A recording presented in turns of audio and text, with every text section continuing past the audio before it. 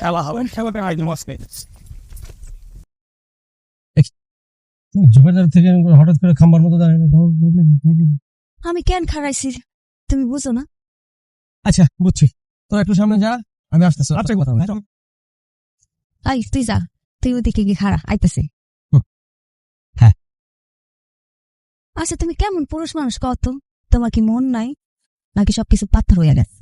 কেউ আমি একটা শুভ কাজে যেতেছি, তুই আমার সামনে থেকে এখন যা। তা শুনি কি এমন রাজকার্য করতে চাইতেছ? আমি কি করে তুই জানিস না? মাঠে যাইতেছি, কাবাডি খেলা আছে। খেলবা? তুমি এই বয়সে খেলবা?